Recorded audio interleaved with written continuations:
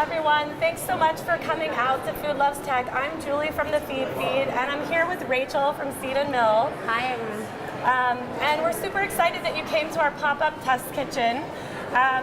Throughout the weekend, we've invited chefs and influencers from our community to come in and make something special in a Vitamix. We've partnered with Vitamix for this activation to show off the power and the technology of these exciting machines that they have launched over the last year. There's a lot of cool features. You can make a soup, you can make a nice cream, you can make a hummus, all just by pressing these buttons. If you guys are interested in winning a Vitamix, we're actually doing a giveaway. So on your wristband, if you just go over to our booth afterwards and they scan it, you're entered into a chance. We're giving away all of these Vitamix over the weekend. So basically what we're doing this morning is we are making, well, why don't you tell us what we're making, Rachel? So we are going to make some blistered shishito peppers, and we are going to cook them in this wok, have some sea salt, and then I'm going to make a tahini dipping sauce for you guys to try on the side. So Rachel's from Seed and Mill, so I just want you to tell us a little bit about your company and your products, and you guys are going to get to try some samples as well. All right, so Seed and Mill started about 18 months ago. We were founded by 3 mums, and we wanted to bring to the market a product that comes from sesame seeds that we thought just didn't have its own platform. So we make 2 main products. The first one is tahini, and the second product is halva, and we've got some samples of halva for you guys to try. But the ingredients in tahini and the ingredients in halva are primarily sesame seeds. And in fact, I made this tahini this morning at our store in Chelsea Market, and the only ingredient in here is Ethiopian organic sesame seeds. Awesome. Yeah, so if you haven't had a chance to go to Chelsea Market to check out their little store, it's amazing. And talk about the soft serve. It's so delicious. We've had a really good response to our soft serve. So we also make a tahini goat milk ice cream, or it's a soft serve. And we specifically wanted to use a product like goat milk and blend it with tahini. And what I think people really love about our ice cream is that it's not too sweet. It has a real tangy nuttiness through the tahini, and then we often drizzle some little crumbles of halva on the top, and it allows the halva, which is sweet, to really shine. And for those of you who don't know what halva is, actually, we can pass around a few samples for you to try. But halva actually means sweet in Arabic, and it's a very traditional Mediterranean style dessert that is a little bit new to the US market, and we're trying to innovate and create flavors of halva that people have never seen before. So we've got a few of our more unusual flavors here, and we can Andrew, do you want to maybe pass it around? Thank you. So whilst we're making the peppers, you guys can eat something sweet. And if you guys don't know about feedfeed, we're a crowdsourced cooking publication, recipe site, and community. All of the content on our website and on our Instagram is crowdsourced. So people from all over the world share what they're cooking and baking and drinking on our hashtag feedfeed. Our hashtag gets about 20,000 new posts every day, and we've been tagged 7 million times. So we really are a great resource into what the world is cooking and how they're using ingredients like tahini and sesame seeds. So, all right, we do have a tahini feed, and these guys are the editors. So should we get started? Yeah, let's go. Okay.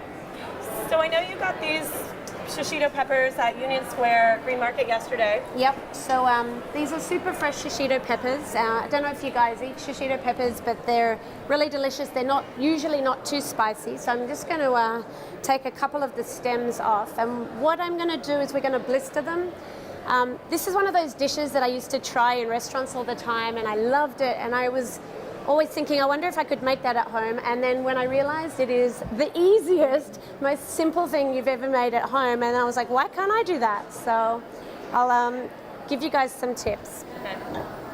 So we're going to put a little bit of oil. You can use a wok, you can use a fry pan, whatever you like. I'm going to get the oil super hot, and then I'm literally going to take these peppers, try to get a few more of the stems off. Can help you.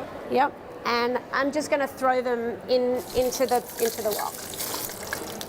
So you don't want to put too many in there. You just want to make sure that you have enough for what you need. And I just kind of toss it around in the oil. So we'll get that cooking for a little bit.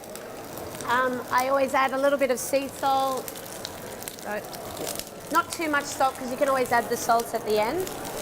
So we can, I'll move this over and then give you the Vitamix. All right. So whilst the peppers are cooking, I'll make the dipping sauce. So I'm going to demonstrate to you a classic tahini sauce, and then I'm going to show you a couple of different ways that you can mix it up and experiment. And the first thing I'd say about this sauce is that you really can't go wrong. It's one of those things that just play with it. There's no such thing as too much tahini or too much lemon. It's really just whatever you want to do, whatever. If you want it thick, put in a little bit of extra tahini. If you want it thin, put in a little bit of extra water. All right, so I'm just going to grab a couple of tablespoons of tahini. So one thing that I noticed about your tahini is that it doesn't separate. A lot of other tahinis, you open up the jar, the can, and it's separated. And maybe yours does, and I'm just using it so frequently that I don't see that. But what do you recommend people do when they get a tahini that is separated like that? Because it's often hard to even stir it. Like the bottom gets really hard. I'm going to be really honest. Our tahini eventually does separate. It's not like we have this miracle non-separating tahini. The separation of tahini, for those of you who buy it and actually see that layer of oil, it's not a bad thing necessarily. Sesame seeds are really just plant-based fiber and oil, and the oil always naturally separates. It's like peanut butter. The oil eventually does rise. It's just a matter of time. So our tahini, I made this one this morning, and there's no separation at all because it's fresh. Yep. So if you do find tahini that has a big layer of oil at the top, it's just telling you that it's been on the shelf for a little while. It's not as fresh. It's always nicer to buy a fresher product. But if you do, and even our tahini, if it lasts a couple of years tahini, that's the best thing about it. It can sit in your pantry for 2-3 years and it doesn't go bad. But when you have that layer of oil, just reintegrate it. You just need to stir it back in. And if it's sat for too long, then the fiber of the seed has sunk to the bottom and it can get a little bit stiff. Yep. So, and it can be a bit like concrete. If you mix it, it'll come good eventually. So what I put in here was some lemon juice. I like my tahini sauce really lemony, so I've used half a lemon. I might throw in a little bit more just because I like that sort of lemony, tangy flavor. You always add a little bit of water. So what did I do with my water? Now, when you add the water to tahini, it creates, interestingly, it doesn't thin it out. At first, when you add the water, it actually thickens it up. So I'm just going to put, as you can see, I'm not really measuring things, and there are more precise recipes, but I just put a bit of this and a bit of that and see how you go. So the last thing that I'm about to put in here is a little white anchovy. I love white anchovies in something. I think it adds a really nice sort of salty, special sort of flavor. I always use the white ones because they've got a more subtle, sweet sort of flavor. So I'm just going to throw that in. I might put a tiny bit more water to start. We'll just see what the texture and how the consistency is going, and then we'll see what else we want to add. So I've got that on. All right. All right. You want me to do All right, yeah. Julie's going to help me with the Vitamix.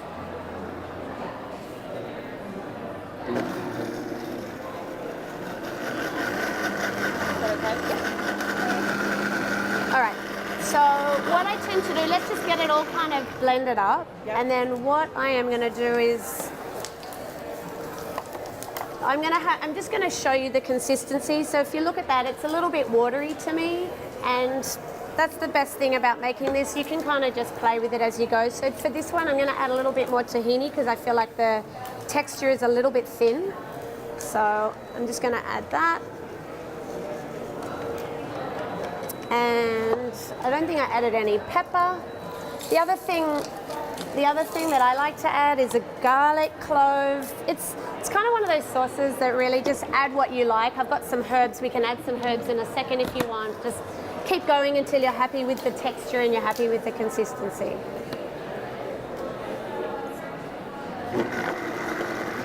All right. How the peppers going, Julie? They're coming along nicely. Yeah. I like the peppers when they're really crispy. All right, so let's see how this is going. All right, this is looking nice. So this is a nice kind of thin dipping sauce. I'm going to pour a little bit of it out first. So out it comes. This is pretty thin, and that's fine if you're looking to drizzle something and you want that sort of thin drizzle. That looks great, and that could be used as a salad dressing. Because we're going to do more of a dipping sauce, and you kind of want a little bit more thickness and a bit more texture. What I'm going to do is add a little bit of Greek yogurt. So I'm just going to throw in a tiny bit of yogurt, and that's going to thicken it up a little bit more and make it more of a dipping sauce. All right. So, all right, on this goes one more time. All right, you'd think by now I would have worked this out, but you know, us Aussies aren't made very smart. All right. So the Vitamix is also getting that anchovy completely blended. You don't want bits of anchovy, you really want it completely blended and emulsified into the sauce. All right, so let's see what this tastes like. I'm gonna grab a spoon. All right. All right, so this is a much, I'll show you in a second. Yeah, that's good. So that's a much thicker consistency now. So I'll grab a spatula. Yep. And I might just pour this into a little bowl, which I just used my white bowl. We might grab another one. Oh, right here. All right, yeah, perfect. All right, so I'm going to put a little bit of the sauce in here, and then we can all try some. What did you guys think of the halva? Like it? Have you all tried halva before? Is it new? You all tried it before? Great. Usually I spend my days explaining what it is. I hope you liked ours. Yeah, that's perfect consistency. Yeah.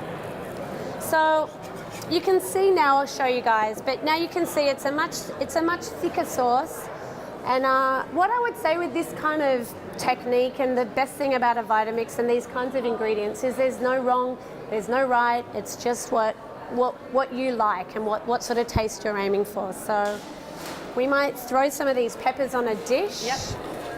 I think my little induction cooktop has a mind of its own, so they're not quite as blistered as I would like them to be, but I need to reset this thing. But I'll just toss them on. Some of them are better than others. All right, and you squeeze a little lemon? Yeah, I was about to say, I mean, with the peppers, once they're done, I would always, depending on how much salt you like, you might throw a tiny bit more salt. I always squeeze a little bit of extra lemon. If I'm sort of plating it up for guests, I would throw a lemon wedge. I would throw a couple of herbs. I'm using cilantro or coriander, as we say in Australia. So, you know, you can throw a couple of herbs over. And then with this sauce, so I've got my dipping sauce on the side. If you're entertaining and you want to make it look a little bit pretty or a little bit different, you can always kind of, I might drizzle a little bit of it over now just to show you. Perfect. So, you know, gorgeous. Yeah, looks really pretty. And, you know, that took me 5 seconds, well, not 5 seconds. It took us 5 minutes to make. It's a really nice, fresh little appetizer for people to have as you're entertaining. Awesome. One other thing I wanted to mention about the Vitamix is that this particular model comes with a lot of different size attachments. We were able to actually blend even a small amount of this sauce in this, but we do have the personal cup adapter, which is really awesome because in the morning you can actually take this with a nice little attachment. It goes right on here. You can make your smoothie or whatever you want to take on the go. And then it has like a nice little lid you put on it. And then there's also even a smaller one that you can grind up herbs. We're doing a lot of like fresh herbs, fresh dried herbs that we've toasted, made really fragrant. And we'll be making a dirty chai later today with those. So yeah. Definitely go over to our booth and try to win a Vitamix. They're really awesome. Do you guys have any questions for us, or all right, well, if anyone wants to sample these shishito peppers, they're ready. And otherwise, we're going to take a beautiful photo. So that's the other thing. Anytime you cook or bake or drink anything, you've taken a photo of it, post it on Instagram, add #feedfeed. We'll be shooting all of the food that we make here in the demo kitchen today. We shot everything that we made yesterday, and it's all going to be up on our website with the full recipe. So thanks for coming by. Thanks, guys.